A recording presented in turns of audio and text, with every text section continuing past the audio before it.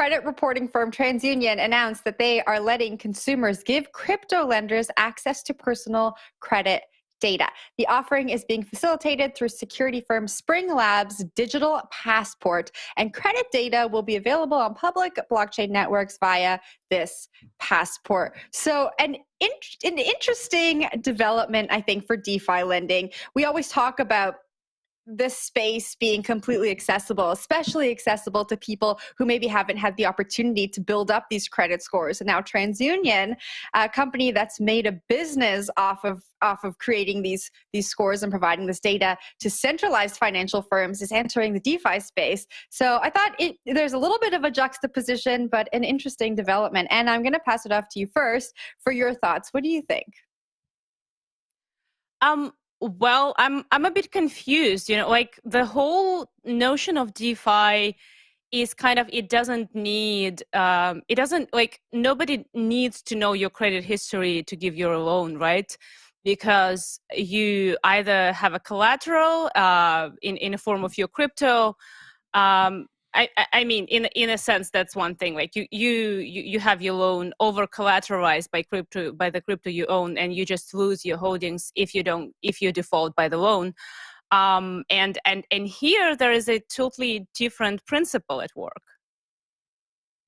So, yeah, that's exactly it. So the idea that was outlined in the article and the press release is that now people may not have to put up that collateral to receive a DeFi loan, which feels like maybe TransUnion is stretching. I understand, they're probably looking at this and looking at how they can participate given the business they've built around creating this credit data. But yeah, it does seem like a little bit of a stretch. What's interesting, though, is this partnership with Spring Labs that is allowing people to share their credit data on-chain in a completely private way. Zach, I don't know if you read this article or did some digging into it earlier on, but like, what do you think of that feature? I don't know. I think I'm with Anna on this one. Like providing credit and identity data on chain. That's against whack the as hell. Idea behind this product. But yeah. I will say that the drumbeat of institutional DeFi is just getting really loud lately, right? And I think these banks are seeing DeFi. They're seeing all these crazy APYs that you would never see in the real world, like APYs that sound too good to be true, but are actually true, depending on how you look at the tokenomics.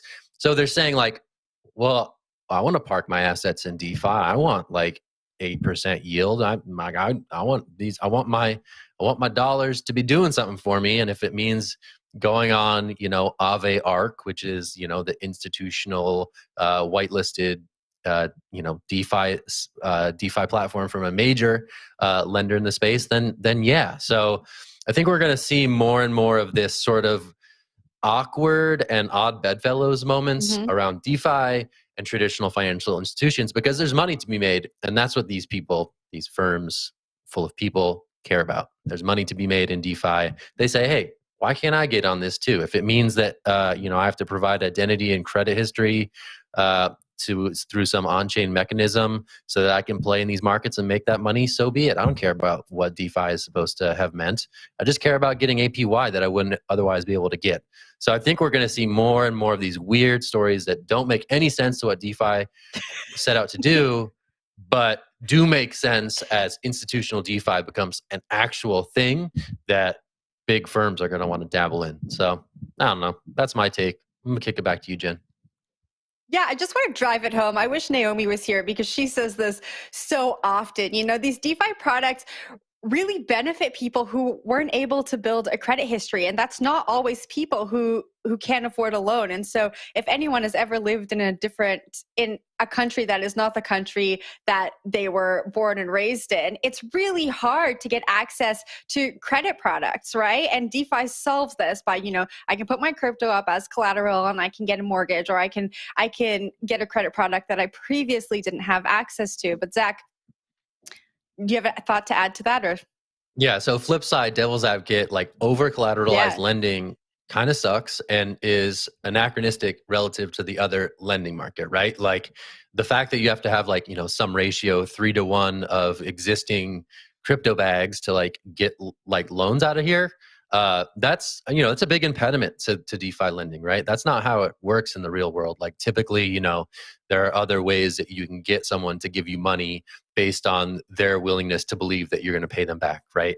DeFi is great because it codifies a whole system that doesn't rely on that, which is cool, but it does rely on you having existing crypto bags that you can put up as collateral so that they can be taken should the smart contracts identify you as being in default on your loans. So that is the flip side of that. And maybe in some future state, like under collateralized or no collateralized lending, like would be cool in DeFi.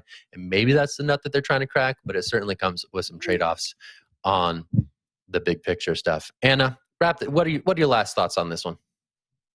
I just think that over collateralized